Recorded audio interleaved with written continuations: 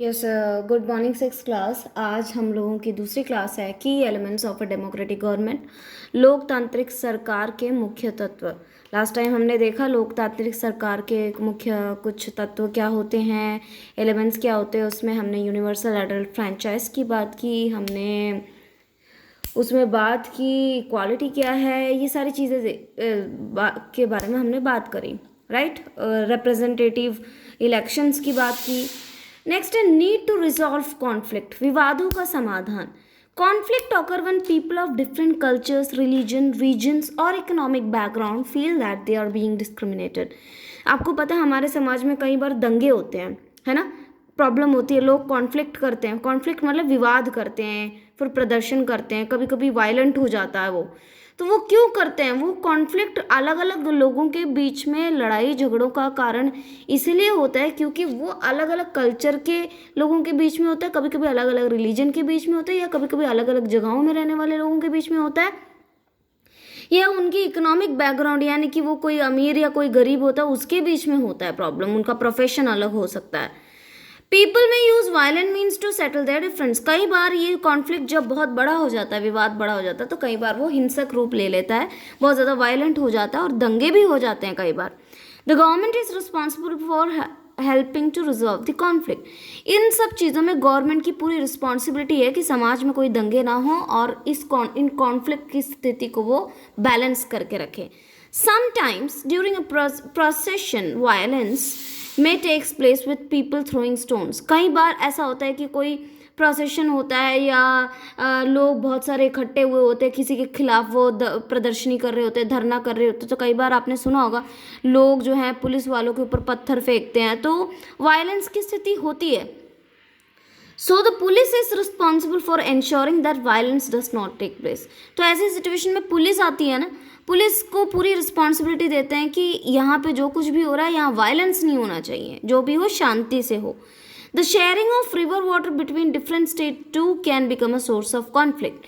अब और क्या क्या वजह हो सकती है कॉन्फ्लिक्ट का? तो एक वजह है नदियों का पानी। नदी एक राज्य में नहीं बहती ना, नदी की तो अपनी मर्जी होती है, एक जगह से बहते हुए वो दूसरे राज्य में पहुंच जाती है, दूसरे स्टेट में पहुंच जाती है ना। तो फॉर एग्जाम्पल, तो वो नदियों का पानी को के यूसेज को लेके अलग अलग राज्यों में जो है लड़ाई होती है कई बार। For example, there is a conflict between Karnataka and Tamil Nadu over the usage of Kaveri water. Kaveri नदी जो है कर्नाटक और तमिलनाडु से होते हुए गुजरती है, और वहाँ पे उन दोनों कर्नाटक और तमिलनाडु के बीच में कावेरी के पानी को लेके लड़ाई है, कॉन्फ्लिक्ट है। अब देखो वहाँ पे कावेरी नदी में दो डैम बने हुए हैं। एक कृष्ण सागर डैम बना है, वो कर्नाटका वालों ने बनाया है और वो कर्नाटका में है, और मेट्टूर डैम कहाँ पे? तमिलनाडु में है, और वो तमिलनाडु में है। तो इन दोनों का डैम के पानी कौन पहले छोड़ना है, कितना छोड़ना है, उसको लेके लड़ाई झगड़े इन दोनों में होते रहते हैं। और ये इनफैक्ट केस भी चल रहा है अभी सेंट्रल गवर्नमेंट में, कोर्ट में केस भी हो गया है। ऐसे सिचुएशंस में सेंट्रल गवर्नमेंट को आना पड़ता है कई बार कि वो देखे कि the distribution of water between the both states, कि दोनों स्टेट्स में जो पानी वो लोग यूज़ कर रहे हैं वो सही से हो रहा है कि नहीं। कभी कभी होता है ना भाई बहनों में लड़ाई होती है, तो कई बार कौन आता है देखने? मम्मी आ जाती है ना जब लड़ाई बहुत ज़्यादा हो जाती है, बड़ी हो जाती है। राइट। नेक्स्ट है इक्वालिटी एंड जस्टिस, समानता एवं न्याय। इक्वालिटी माने सबको बराबर समझना, न्याय मतलब अगर किसी के साथ गलत होता है तो कोर्ट न्याय देनी चाहिए, यानी कि जो गलत जिसने किया उसको सजा मिलनी चाहिए। इससे क्या होगा, जिसके साथ बुरा हो उसके साथ न्याय होगा। Equality and justice is an important element of democratic government. लोकतांत्रिक सरकार में इक्वालिटी और जस्टिस, ये दोनों चीज़, समानता और न्याय, बहुत इंपॉर्टेंट है। Earlier the untouchables were not equal, they were discriminated. आपको पता है इंडिपेंडेंस से पहले हमारे समाज में जो अलग अलग वर्णों में डिवाइडेड है, तो सबसे नीचे अनटचेबल्स हैं, यानी अछूत लोग।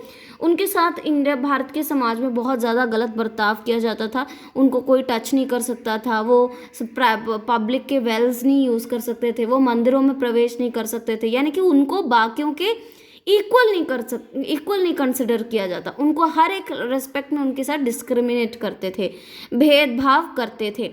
Doctor Ambedkar and other leaders realise that it is wrong and gave the untouchables justice by banning untouchability. Doctor Ambedkar और कुछ अलग लीडर्स जो हैं इंडिपेंडेंस के टाइम पे इनको ये पता चल गया था कि अगर ये स्थिति को हटानी है, ये बिल्कुल इनजस्टिस है, अन्याय हो रहा है किसके साथ, अनटचेबल्स के साथ, तो इस स्थिति को हटाना है। और इससे उन्होंने क्या किया कि उन्होंने अनटचेबिलिटी को बैन कर दिया, कानून बनाया जिससे कि अनटचेबिलिटी बैन हो गई है और कानून बना दिया गया। तो अगर कोई अनटचेबिलिटी फॉलो करता है तो वो कानूनन जुर्म है, उसको सज़ा हो सकती है। तो उनको जस्टिस मिल गया इससे। Our society also discriminate between boys and girls. अब आप देख सकते हो और कहाँ डिस्क्रिमिनेशन होता है, बॉयज़ और गर्ल्स में ज़्यादा डिस्क्रिमिनेशन होता है। बॉयज़ को अच्छे स्कूल में भेजना होता है, गर्ल्स को ऐसे स्कूल में भेजो। और इसके बारे में आप डिटेल में पढ़ भी चुके हो पॉलिटिकल साइंस में, बॉयज़ एंड गर्ल्स वाले चैप्टर में। ओके।